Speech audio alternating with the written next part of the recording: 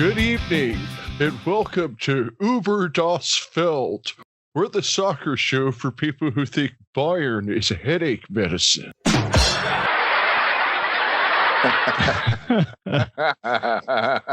I think your German is about where your English pronunciation was earlier in our episodes there, Phil. Well, I have tuned in a couple of Bundesliga games since that's been the return to live soccer, and I'm going to say that it's never really been a league that interested me because I felt like it was kind of too top heavy. And to be honest, watching so far hasn't really changed my opinion much. We're going to be talking about the Bundesliga later in the show, but I also want to give a shout out to the K-League in Korea, who are the other league that's running right now. And Belarus, I think, is running as well, Phil, as you mentioned in last week's show. Maybe the K-League went about it a little bit wrong. Like they tried to get a little bit of a crowd influence in there, but they basically filled the stands full of lifelike sex dolls. Now, I don't know what they were trying to portray here in this particular game, and I can't even remember the name of the teams here, but at least they were social distancing. That is a good point. Why would they social distance dolls? Were they trying to like portray that maybe there were actual real people there, or that's weird. Well, I think that was kind of the way it was going. I mean, you know, these dolls were there with their mouths open and their arms up in the air. I mean, it kind of looked like some people at a crowd. Well, what I think it really is, I mean, with all of the financial hard times and whatnot, I think that what really happened is the players and the staff just needed those dolls so they didn't have to pay a toll to drive to the carpool lane on the way to the stadium. Snap. Yeah. Wow, I didn't think about that. we don't have tolls here in Phoenix, so yeah, I guess maybe that's a way around it. I wouldn't have done that myself, just quietly.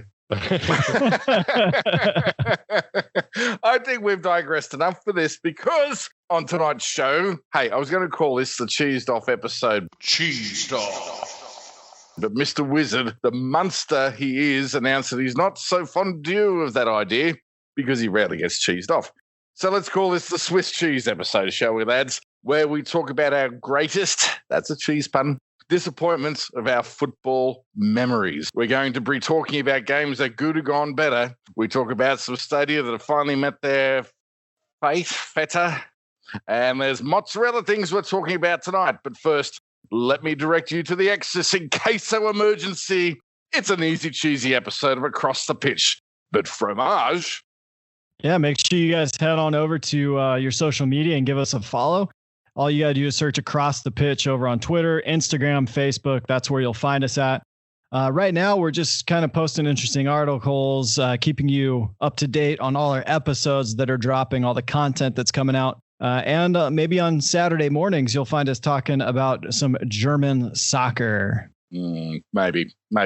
Well, while we're talking about cheese and Twitter, I did just want to give a shout out to Gary in Lancashire, who posted a picture of his fantastic cheese pizza that included jalapenos, meatballs, and red onions. Is this something you guys would like to try? Where's that from? So somewhere in Darwin, Lancashire, which is near Accrington. Okay. Oh, yes. No, I did see that. It's got nothing to do with the butty, though. I think that was one of the questions from maybe a Canadian listener. It was like, is that like a butty? Oh, okay. So here's the story behind that. Is so Tony. So there's a sandwich. It's actually an English sandwich. It's called a bacon buddy. And basically, what the bacon buddy is, I've actually looked this up. So it's like a crispy roll with just like that thick English bacon on it. Like I've discovered that the bacon in England and bacon in the U.S. are kind of two different things. Where bacon in England seems to be like really thick slice. So it's like a crispy roll with two thick slices of bacon on it, pretty much is what the bacon buddy is. And then the rapid fire, Tony always asked whether people prefer red sauce, which is ketchup, or brown sauce, which is like an HP or A1 sauce on their bacon buddy. So, and then Tony also talks about the poutine, which is, of course, the Canadian dish with French fries or chips, whatever you call it, and then gravy and cheese curds.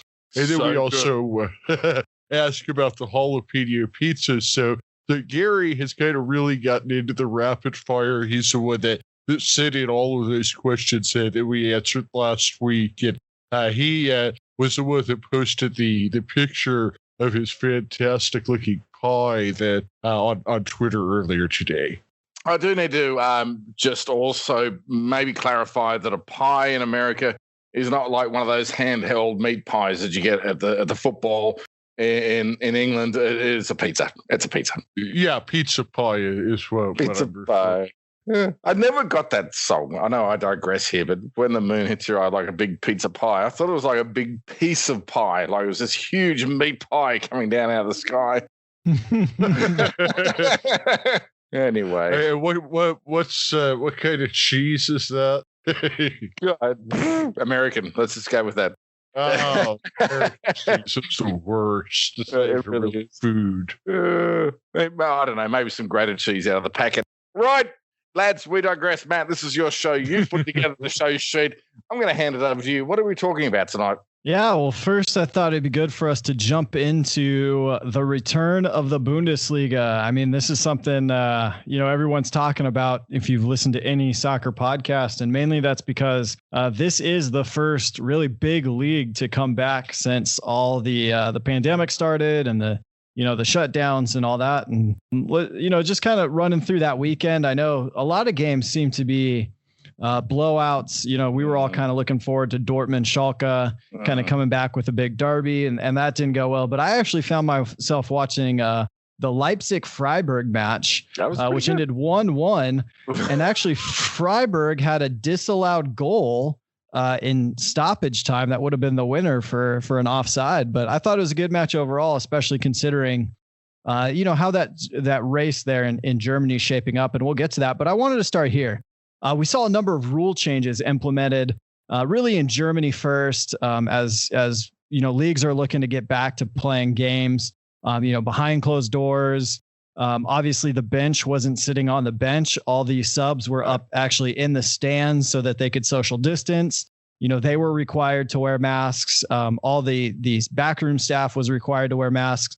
The only people not required to wear masks were actually the players on the field and the coach. And then you had some other stuff. There was some social distancing for right before kickoff when they, do the coin toss.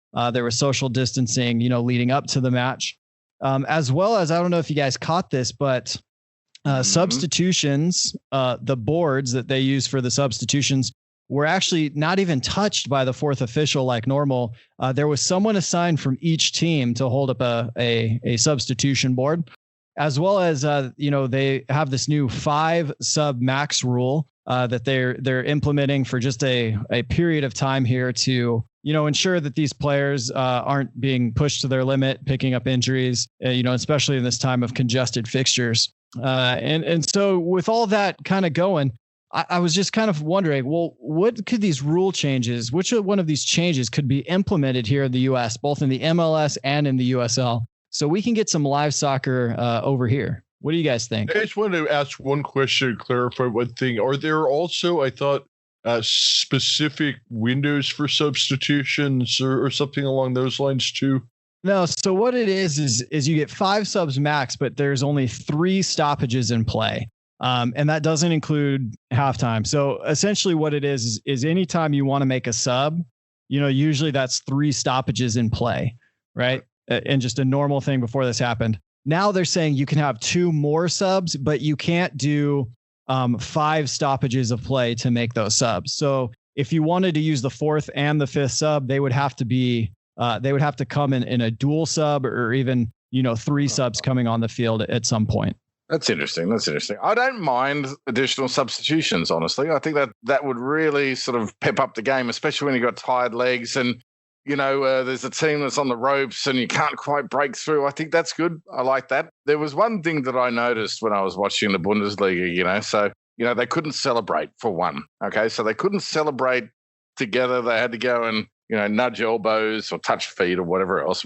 No high fives, no butt slapping. And damn it, I love a good butt slapping. Just bear with me on this. I do have a point, I swear. How does that go with, when you build a wall in front of goal? You've got a penalty kick 22 yards out. The goalkeeper's setting the wall. Here's a bunch of players all sitting together. You know what I mean? Like they're certainly within touching distance of each other. I found it all a little bit absurd when it came down to that. Yeah, man, I agree with you. I think some of these social distancing measures seem just a tad ridiculous. Like you said, kind of the best part of a soccer match is that when that goal goes in and just the elation on the faces, the hugs, the celebrations, whatever it is. And then to take those off with these weird like forearm bumps and then all the social distancing measures, while you have these two players that are there, to flip a coin, the captains, and they're socially distant. But then, like you said, in the midst of play, these guys are bumping into each other. They're setting up walls. Right, I mean, right. They're wrestling with each other on corner kicks. Contact sport. It's a contact sport. You know what I mean? Right. It's like I was saying a few weeks ago when UFC came back. So you've got an empty arena. You've got the announcers sitting at different tables. You've got everybody wearing masks, except for the two guys standing 6 inches apart from each other, getting each other's blood and spit on each other, rubbing their bloody gloves in the face. And then Joe Rogan comes in without a mask on, and they all talk into the same microphone. It just seems all a bit ridiculous. Right. No, man. I get like, hey, the backroom staff wearing masks, and maybe even the substitutes not sitting on the substitute bench. They're up in the seats, kind of spread out. I kind of understand all that, but yet they're all going to go in the locker room. And are we going to pretend like some of these locker rooms have the ability for these players to be socially distant, especially in some of these smaller venues? I mean, you look at, Bayern Munich, going and playing at Union Berlin. Well, who goes first to the shower is what I'm going to say. Is it the captain? Does he get first pick of the shower? Yeah, it seems strange to me. And I feel like it's just that show off and that look at all these things we're doing. But when you start to really scrutinize it, it's like, man, if they score a goal, why not just let them hug? They're already doing that with guys that aren't even on their team. I don't see the difference there. Yeah, I mean that's kind of what I was getting at with the whole UFC thing, and just everything that I've observed. It seems like all of these measures are being taken, and then one little thing that kind of does it all, and it's just like, okay, well, why even do anything at all? Right. So kind of back to my original question. Then, I mean, which one of these rule changes do you think would be the best for the MLS and the USL to go, okay, that's what we need to do. That makes sense. We need to implement that so we can get back to soccer. I've already answered, but I'm going to reiterate my point in that I think 5 substitutions is great as long as you're not playing in Phoenix, because we're acclimatized here to the heat. And you know what? We'll do with 3 substitutions. Those guys can deal with 3 substitutions of those visiting teams. Yeah, I mean, I think that you kind of nailed it, Aaron, because especially what they've talked about with the USL, at least, is playing kind of every Wednesday and every Saturday to make up for lost games. And, certainly, I mean, with Phoenix Rising, I think it definitely gives us an advantage because of our depth. But I think for other teams that don't quite have that depth, it's going to be important for them too, because they're just not going to be able to play the same 11 guys, say, 6 times in a 14-day period. Right. I think, and we've kind of talked about this in our chat, before this season started, the USL season, kicked off in March, and we were seeing all these signings coming, being announced, all these offensive players, midfield players. It was that thought of like, what are we doing with all this talent? How are we going to get them on the field, and how are they going to get playing time? And we've really kind of just set ourselves up to be above the pack, especially in the USL, kind of going these congested fixtures. So I agree. I think the 5 substitute rule is a great thing to implement, especially with the congested schedule, as well as I like that idea of you only get 3 stoppages in play. So we're not trying to add more time. It's not like a team is up 1-0 and then they can waste 6-7 minutes making 4 subs in the course of the stoppage time. So it makes great sense the way they're doing that. Hang on. Can I just ask a question about that? Because I'm not familiar with that rule, Matt. But you said 3 stoppages in play to make substitutions. So that's 3 in total. Are we talking halftime plus a corner kick and maybe, I don't know, just some guy being injured and the ball got kicked out? Is that how that works? Well, halftime I know doesn't count. Yeah, so they don't count halftime. So at halftime, you can do whatever you want. What they mean by stoppages in play is through the course of a normal game, each team would essentially stop play 3 times to make a sub. Now, whether, obviously that's when the ball rolls out of bounds or, there's an injury. And so the opposing team kicks it out. So what they're saying is within those normal 3 stoppages that naturally happen, you can make 5 subs. So what they're not saying is you can make 1 sub, gotcha. 1 sub, 1 sub, and then make another sub and another sub. So they're saying if you're going to use 5, it has to be in those 3 stoppages of play that naturally occur anyways. And that's all done. So at some point, you're going to have to put 2 or 3 on all at one time. I think that's probably the key. Right. Yeah. So exactly. So if you go into it and you've made 2 subs 2 separate times in the game, and you want to make 2 more subs, you have to do that dual sub at the same time. And it's all there, so we're not adding more stoppage to the end of the game. If I was being really cynical about this, could the coach not just go say, all right, kick the shit out of that defender over there. We need to get some new subs on. I mean, yeah, but you could do that, in any game, right? Yeah, I don't think that's any different. One thing I did want to bring up, and this was kind of what I was getting at when I mentioned specific windows earlier, is that I had read that if say the home team is making a sub and then the away team makes a sub, that still counts as one of their 3, even though the other team was doing it first. Gotcha. All right, that makes perfect sense. Yep. Right.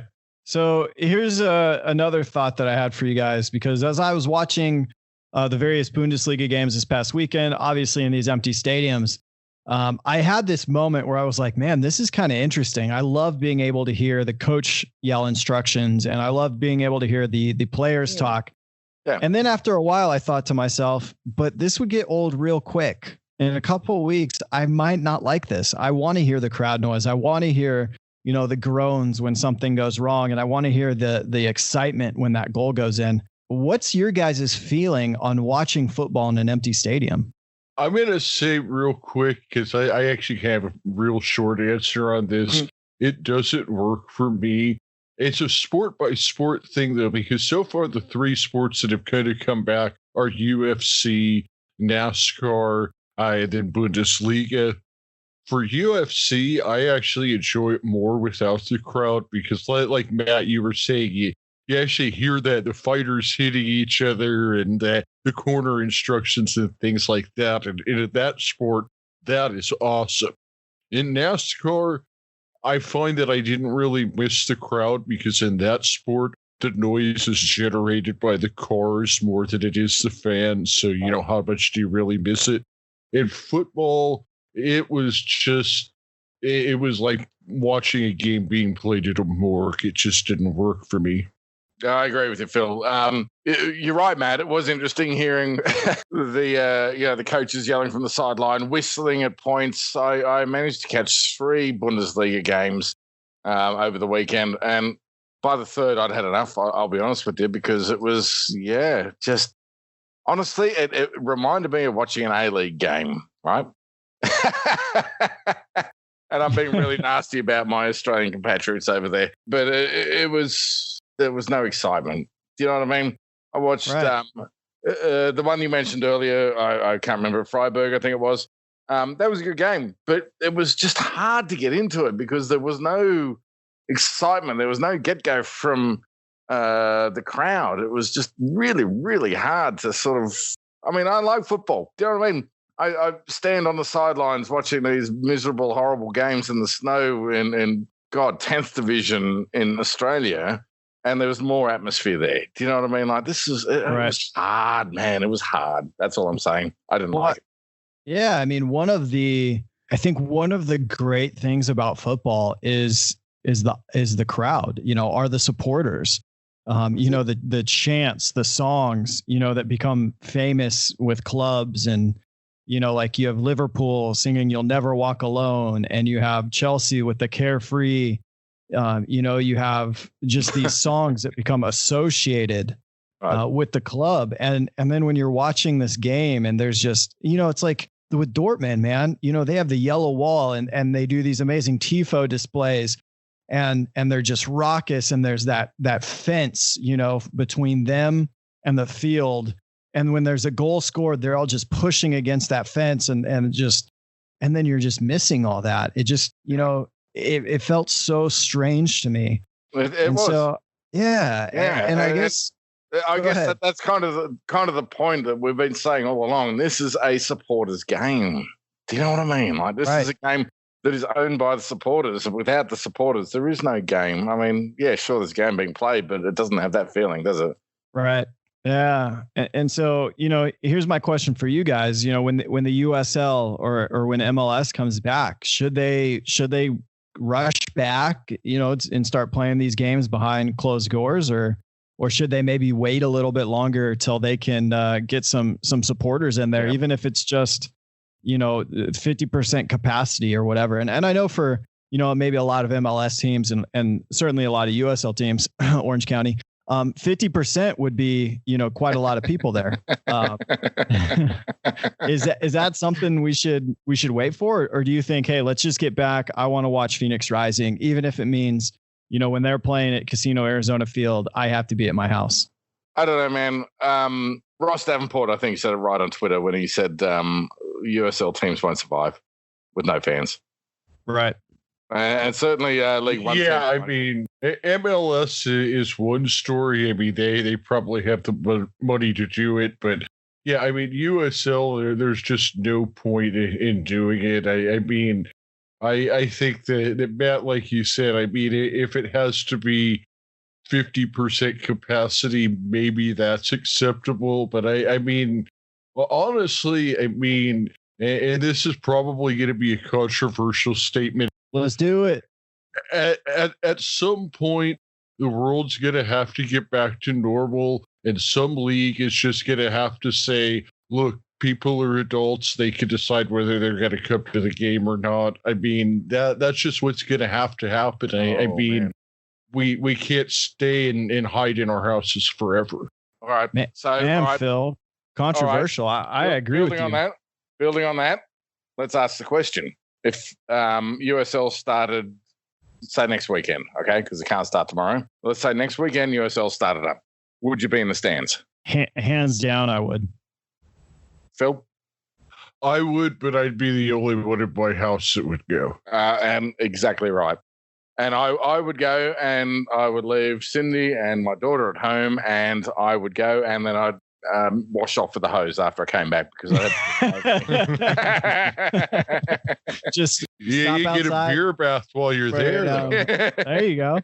No, what is it? What did the president of Belarus say? What was it? Vodka and saunas is the cure? Is that what it was? Saunas and there you go. All right, we joked about that a bit on our Belarus episode. We know Bobby Duel from the Phoenix Rising is listening to this because he probably listens to all our podcasts. So look, Bobby, it's quite simple. You just need to install vodka showers and saunas outside of the ground. So after the game, we can all shower in vodka and take a little schwitz in the sauna and be good to go. That's a great. Well, yeah, I mean it's tough, right? And Phil, I think you guys and Aaron, you hit it on the head. Is a lot of these teams in the USL wouldn't survive without the gate. And we've seen Andy Holt talk about it on Twitter, considering League One over in England and League Two over in England, that they wouldn't survive. And even if I look at like the WSL here, the NWSL here. They wouldn't survive either. And even, I have a lady that I work with whose daughter plays for the Los Angeles Sparks in the WNBA. And I was talking to her the other day, and I was thinking, man, like this could even destroy the WNBA. Can we get her on the show? Yeah, I mean, probably, the WNBA is fully financed by the NBA itself, and realistically, I think that the NBA would take way too big of a PR hit if they pulled out of it. So I don't see that happening. But you never know, right? Like, I mean, these are just we're kind of tossing out hypotheticals there, but I mean, and Phil, I'm saying this because I actually agree with you on the whole. Your hot take there is, eventually this thing isn't going away. Right. I mean, that's the whole thing. If they're opening up bars, if they're opening up hair salons and telling people, make your decision if you want to go or not, they should be able to do the same thing with the soccer game. Right. For sure, man. So, well, you know what? I think that was a good conversation there. Let's finish up the Bundesliga here. And I really just wanted to touch on this. With Leipzig tying Freiburg this past weekend, I'm going to go ahead and say their title race is over. I don't see them catching Dortmund or Bayern. So we got a 2-horse race going for the title. Whoa. 2-horse race? Hold on here, Matt. I was kind of wondering if you were going to chime in on this when I said 2-horse race. Well, I have. But Mönchengladbach is still there. They've got a friendly sort of run happening we've got to play Bayern. And I say we because they're my adopted team, and we were one of those teams that blew out. Who were we playing again? Frankfurt. That's right. But there is a clutch game coming up against Bayern in June 13. And I don't know. I think that could be good. That could be a bit of a title defining is the word I'm looking for. Title defining game, that one there. Yeah, I think the reason I didn't throw Mönchengladbach in there is because they're 6 point behind, and you're at that point when you just have that game against Bayern, you're really kind of hoping Bayern just screw up. And the way they looked against Union Berlin, I don't know. They seem to have come back stronger after these couple months off. But it'd be interesting, man. I really want to see Dortmund kind of pip the title. I'm sick of seeing Bayern win 7 in a row, and so it'd just be good to see. Well, I was dozing off while you guys were talking about the Bundesliga race, because I'm going to give you another hot take. I'm going to say that the Belarus League is more exciting than Bundesliga. I'm not talking level of play, but you're talking about two teams, one that's won 7 in a row, another team that's equally as big might challenge them, and a bunch of also rants. Yawn. In the Belarus League, we have Bate Borisov. They're in great form. They're atop of the table with 5 wins in a row, 22 points. But then if you look behind them, there's 3 teams that are only 4 points back and 18 points. You have Torpedo, Energetic, and Shakhtar. Energetic does have a game in hand. You have Slutsk on 16 points. They're 1 back. Islach on 15 points. So you have 6 teams within 7 points at the top of the table of the Belarus League. For my money, I'd rather spend my time on Saturday morning following that. Well, I've got a question for you, right? So, do you say Sluts were top of the league? I'm actually Slutsk are 5th in the league. They were top of the league, but they've dropped their last 2, and they actually had a game postponed. But it's interesting that you, of all people, would actually ask about that. What? Because Slutsk has grown a cult following in Australia. I bet it has. Because of their name. They've actually the team is in like financial difficulty, and I guess in Australia they started like a GoFundMe, and Slutsk has become like the most popular team in the Belarus League on Twitter. And it's they have this account, vodka and tractors, and yeah, I mean, so yeah, Slutsk has grown quite a following down under.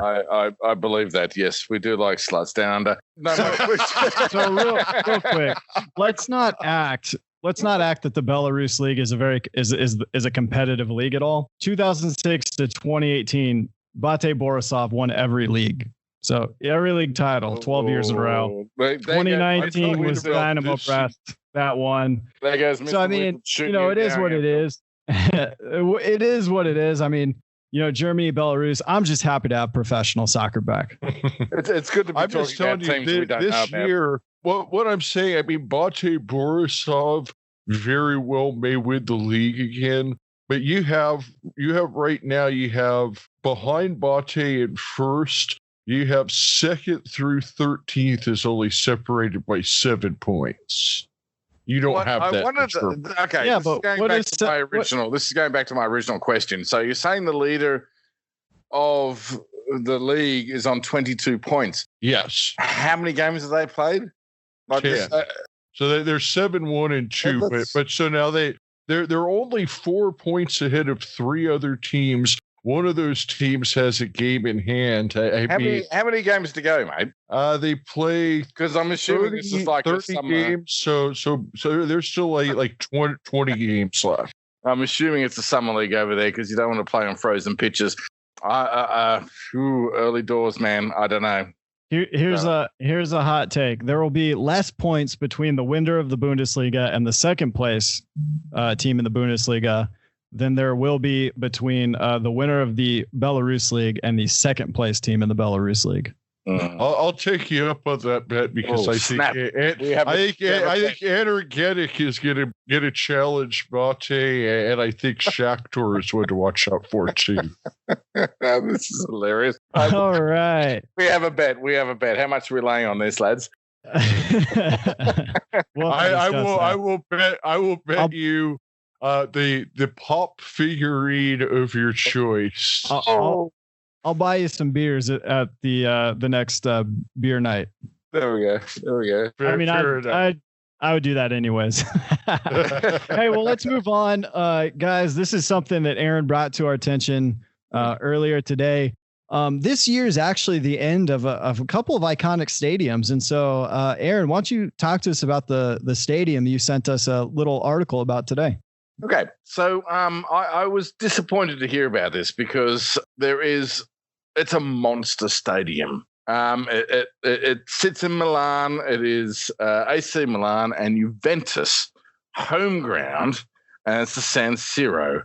I've loved this stadium. I've absolutely loved this stadium since day one because it is this monstrous, brutalist, architecturally fine stadium. It dominates the Milan skyline. It's of no cultural interest apparently, so they're bringing it down. This huge monster stadium, which I think holds about 75,000 people. They haven't kept up with the maintenance on this thing, and to be honest, 80,018. I stand corrected. So it's even bigger than I thought. It's this brutalist monstrosity, and I love it for what it is. But brutalism being what it is, it's kind of. Are we doing across the architecture? Is that something we can do? No, I see it was last renovated in 2015-16, so that doesn't seem that long ago. No, it's got some huge issues and structural issues. So basically, they said, nope, it's of no cultural interest. We're knocking it down and we're building up a new stadium next door. Now, here's the clincher. I bet you it won't look as good as that. And the other thing is it's only going to hold 60,000. So it's a drop of 20,000 people per match in Milan, which is a mad soccer town with 2 huge European clubs. I don't know how this is going to go. So I think the real issue is that the Leaning Tower of Pisa was about to fall over on it. So that's why they could save that. They could save the Leaning Tower of Pisa. Saving the siding over to the side, San Siro. Oh, boo.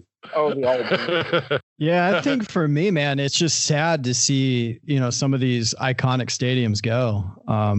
I just watched a documentary on Amazon Prime called Iron Man, and it pretty much documented the last 4 matches that West Ham had at Upton Park. Yeah. And it was very much like a Sunderland Till I Die feel, except it was 70 something minutes long, but they interviewed, supporters and, and people that had been, coming to that stadium for their entire lives. And, they interviewed one guy who actually had started the fanzine for West Ham. And he talked about how when, Upton Park was closed and they moved to the Olympic Stadium, that he was just going to stop doing the fanzine and he wasn't going to attend games anymore. And, he did that. Like he held up his end of the bargain, at least, when the documentary was made. And so it's just sad to see some of these iconic stadiums, that we grew up with, that, I've watched a lot of soccer games take place at the San Siro, and to kind of know, like, man, that thing's going to be gone. It's just sad. I misspoke. It's not AC. I'm sorry. It's not Juventus. It's AC and Inter. I messed up there. Damn, that was bad, wasn't it? Yeah, I'm sure. I'm sure supporters in Milan definitely won't be upset with you. It's Arran at acrossthepitch.com if you want to send him. You can find him on Twitter at Aaron Pitch. Go away, you lot. So yeah, I think it's sad to see it go. Another one I wanted to talk about real quick before we kind of move on to our most disappointing soccer matches. I see the time's kind of clicking by here. This was actually the last year for Goodison Park. Everton is building a new stadium. I saw you had that on the notes, but I have 2023 as the last year for Goodison Park. Oh, maybe they've changed it then. Yeah, I thought they were gone this year as well. I'm looking this up. Well, no. So the article here just says that they're going to start building it in 2020, and it'll take 3 years to build. Okay, that makes sense. So I think they're starting to build it this year, but so I think that's probably where you got the year of this year from, Matt, is that they're breaking ground on it this year, but it's going to take them 3 years to finish it. Gotcha. Well, that makes me feel a little bit better, because again, I mean, that's like just another old stadium, a historic stadium that I think it'll be sad again when it's gone. As we're kind of moving into this history of modern football. You think so? I don't know. Goodison is kind of a bit of a shithole. Let's call it for what it is, all right? Yeah, but I love those old stadiums behind it. Oh man! Once again, that's Aaron. That's at Aaron Pitch. Hit me up. It's just I'll something about haters both sides of the Mersey. Bring it on over. Come on. It's just something about those old stadiums, man. I love the looks of them, the feel that they have. It's something that, it's just, I don't know, man. It's just that history, and maybe I'm a romantic or something. I don't know, man. It's just sad for me to, when they go, it's like talking about Arsenal, man, and you look at, what was the name of their old park? My mind just went blank. Well, Matt, let me ask you. Oh yeah, the Highbury. That was such an iconic stadium. Let me ask you this, Matt. Did you have the same feeling when the Dallas Cowboys moved into their new stadium? Oh, absolutely, man. Texas Stadium for me is again, it was iconic. With the hole in the stadium roof. I mean, just the shape of it. It was where I went to my first Cowboys game. So I was definitely sad to see it go, for sure. I got one for you, lads. Okay, so I shared this the other day on a private Arsenal group that I'm a fan of. Hello, Highbury Heavies. Happy to have you on the show. So there's this little bit of terracing is left over from the original, get this, the original non-league Invicta ground in London, southwest London, where non-league Royal Arsenal became Woolwich Arsenal in 1891. The original terraces still exist. And they're basically concrete blocks in some guy's backyard, and he's built a fence over the top of it.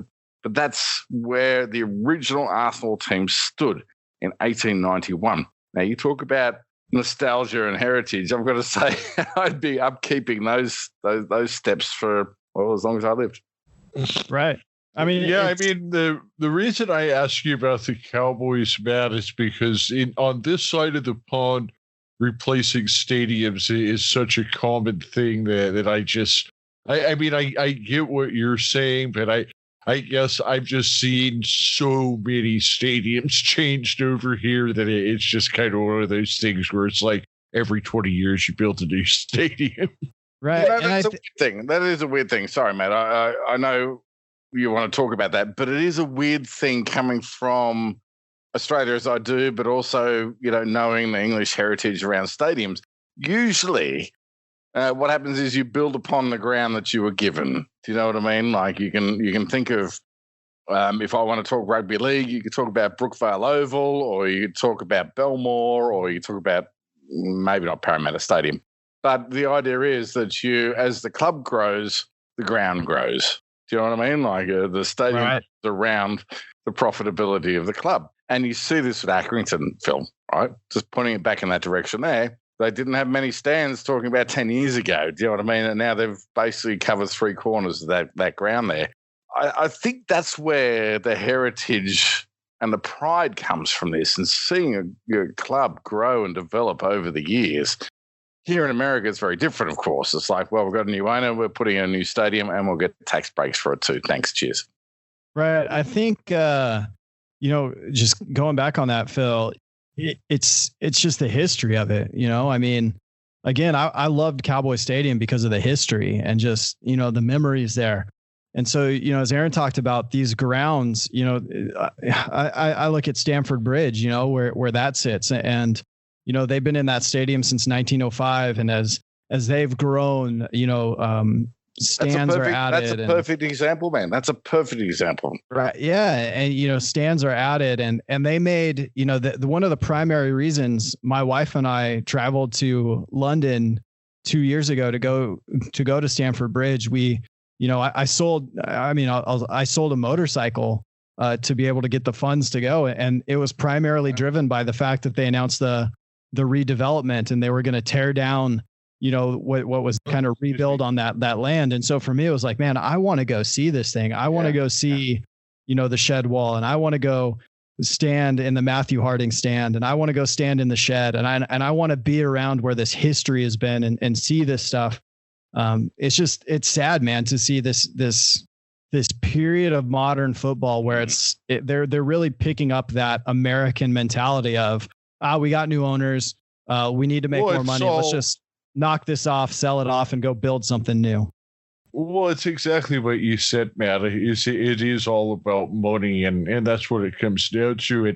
And going back to Arran, what you were saying about the new Milan Stadium and how it's going to be 60,000 seats instead of 80,000 seats. Yeah. It's because what they do now, it's not that the actual structure is going to be any smaller.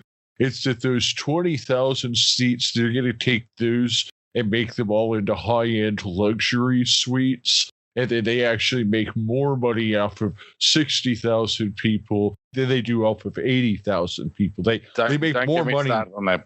Don't get me started on that. That's a whole new episode, Phil. You know, as we finish up this discussion, guys, on these iconic stadiums, and we're kind of talking through history and making money, I just want to, you know, and I'm going back to that documentary I watched called Iron Man on Amazon Prime. Look at what's happened to West Ham since they moved to the Olympic Stadium. They have just seemingly have lost their identity. You know, they were kind of on the way up, you know, playing some good football. They were still attracting some big names. You know, Dimitri Payet was there, and then they move into this London Stadium, and it seems like all of a sudden it's just downhill from there for them. They're battling relegation. You know, they've, you know, as Arran just chimed in, they've lost their soul, man. And, you know, I don't want that for my football club. That's all I know.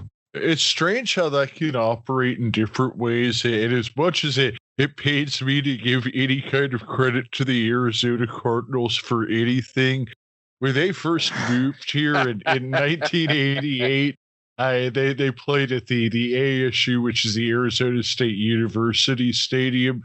Nobody went to the games. Nobody cared about them. Once they moved into their new stadium, you know, the results on the field haven't always been better. But once they moved into that stadium, the team actually did find an identity in town. So it can work both ways. I think it should be mentioned, though, too, that a lot of Arizona Cardinal games are attended by the opposition fans. Oh, calm down, you lot. Jesus. That's true. My observation is that what would be the west side of the stadium is primarily Cardinals fans and season ticket holders, and then what's the east side of the stadium seems to be what fills in more with the opposition fans. But I'm just talking in general. When they played at ASU, it didn't matter who they were playing against, and unless it was like the Cowboys or the Bears or somebody that just had a huge following, the stadium would be half empty. Since they moved to their new building, they fill it in just about every week. All right, fair enough. I will concede one thing to you. I've gone to several Cardinals games. I love it. It's great fun. That building holds a lot of noise, but 3 of the 4 times I've been there was against the Lions, and I have to say, you know what? It was about 50% blue, 50% red. I was a little disappointed. Well, you know how many people from Detroit live in Phoenix? I mean, that's the thing. This is a transplant town. I mean, like I've said many times, is that whenever I tell people I'm from Phoenix, usually the next question I get is, well, where did you live at before you lived in Phoenix? And I have to explain, nowhere. Right. You know what? I get that. Not only am I from Phoenix, my dad's from Phoenix. You're a true Phoenician. I get that too. It's like, where you're from, yes. Like Awatuki. And you should say, it looks like it. Lads! And you need to just say born and raised in Awatuki. Born and raised in Awatuki. Lads. I went to Australia once though and had a good time. Did you? Where'd you go? No, I'm saying that to you, right? I was born and raised in Awatuki, but I went to Australia once and it was a fun time. Spent about a week there. I did. I picked up the accent. I haven't let it go yet. Lads, we finally have some news across the pitch news desk. You're not going to believe that's Jose Mourinho. I don't have any news. No, I'm sorry. I've got nothing on him. Everything's shut down over there. I don't know. Has he moved? Is he still in Manchester? I don't know. But, lads, the great across the pitch debate has finally been settled. Do you know which one I'm talking about? I don't. All right. I'm not talking about Arsenal's worst signing because that's already been settled, Phil. I'm talking about soccer versus football. So, all right, get this. The MLS. The MLS, desperate for some relevancy or maybe some intern just, I don't know, shat his pants. They set the Twitter world alight by saying the game is called soccer. And that's answered all our questions. And on that bombshell, do we want to say anything about that? Because that is like one of the most ludicrous statements I've heard. Somebody did point out that like half their franchises have FC at the name. And let's just also say this, that half of those franchises, half of those are owned, like half of each franchise is owned by the MLS. Right. That's how the MLS works. The MLS owns half of those teams. So they're sitting here saying it's called soccer and teams that they all own are using FC. It's ridiculous. The MLS is stupid and it needs to stay out of Phoenix. Anybody that takes either side of that argument is ridiculous and stupid. You know, it's like I was telling you before the show, Aaron, when we were talking about NASCAR, and I said that anybody that talks about left turns is the equivalent of somebody that says soccer is boring because it's low scoring. Well, arguing about I said right turn. Arguing about soccer versus football is even lower of an argument than saying soccer is boring because it's not high scoring. I mean, that's like the lowest form of argument that you could possibly have about the sport is soccer versus football. So congratulations, MLS. You are the bellend of the week. I mean, it's just, look, it's just, right. It's ridiculous. I can't even MLSing. MLS be MLS. And again, I have to say it again. Just stay out of Phoenix. I really like Jake Edwards, who is the president of USL. Breaking news. MLS just posted on Twitter that should only be AstroTurf. That's not that true. Didn't happen. That didn't happen. Short of them buying stock in some AstroTurf company, I couldn't see that happening.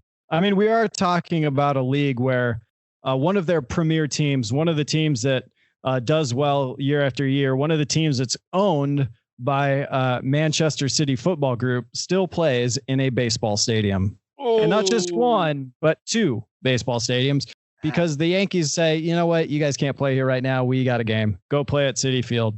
I don't know if you guys can tell, but I don't like MLS. Is that? I think that's been very clear across the episodes that we've done across the pitch. How many are we up to now, Phil? 128? This would be 133. Damn, I'm behind. We're putting out that content. Yeah. Speaking of which, can we do a massive shout out to Kevin from the PRFC Fan Show?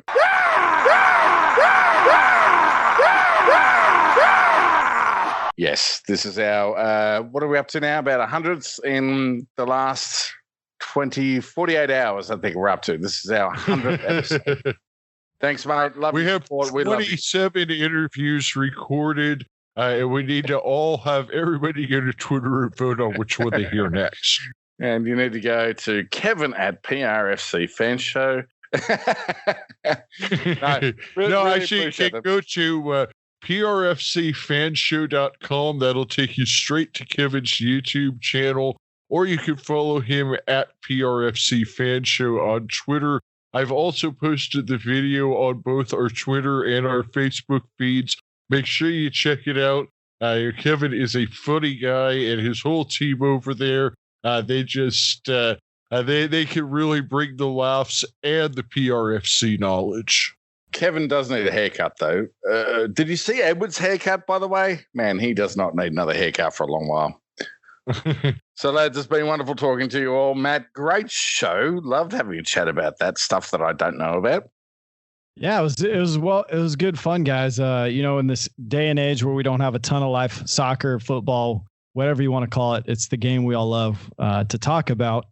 You gotta kind of just dive into the little, the nooks and crannies, and stay tuned. The next time all three of us are getting together, we're going to be talking our most disappointing soccer matches. So we each pick two. We'll kind of go through those, maybe explain why they are most disappointing out of all the hours of soccer that we have collectively watched. We're going to settle it with the 6 most disappointing matches. Looking forward to it. No, I'm not. One of those was really, really easy for me to pick. I mean, they were both fairly easy for me to pick, honestly. But yeah, this episode has been a lot of fun, and we've had 99 digressions, but this ain't one. All right, guys, it's been real good talking to you tonight. Down under. My mate from State 48 and Mr. Wizard. Hey, you guys have a good one. I've enjoyed this. Take care. Have Stay a good safe. one. Cheers.